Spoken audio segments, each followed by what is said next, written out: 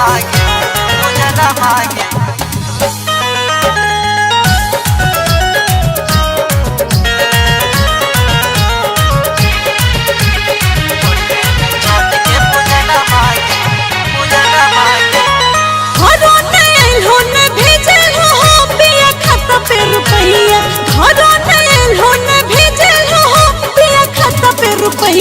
तू ही बोला कैसे करबे हो अब की छठ के पूजैया।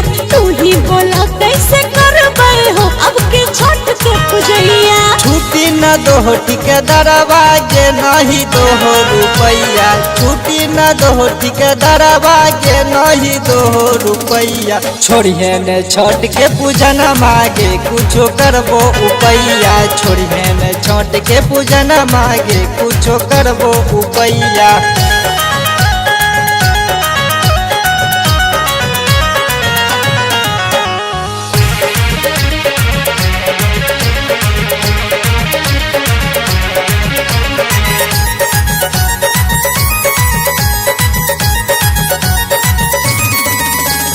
कहाँ से लेबे हम फल फल हार हो। पैसा मांगे जेबे के कर दुआर हो। चिंता न कर न होवे निराश के। छठी मैया पे धनी करे विश्वास के। के करते घरवा आंगनवा के पिया साफ सफैया। के करते घरवा आंगनवा के पिया साफ सफैया। तू ही बोलो कैसे करबे हो अब के छठ के पूजैया। तू ही बोलो कैसे करबे हो अब के छठ के पूजैया।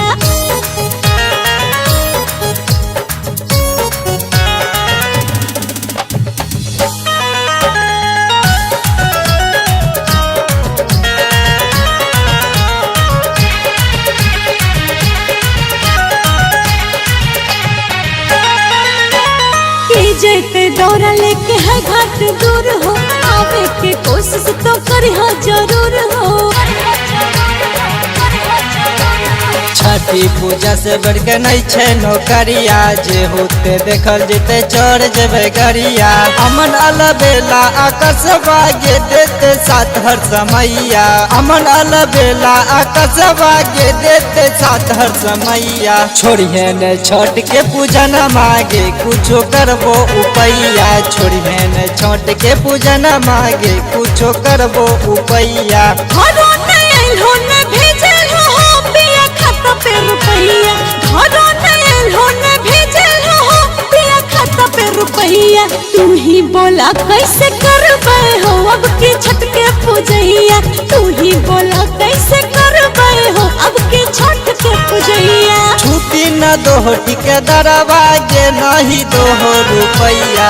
छुट्टी न दो ठिकेदारवा के नहीं दो रुपैया। छोड़िए न छठ के पूजन मांगे कुछो करबो उपैया। छोड़िए न छठ के पूजन मांगे कुछो करबो उपैया।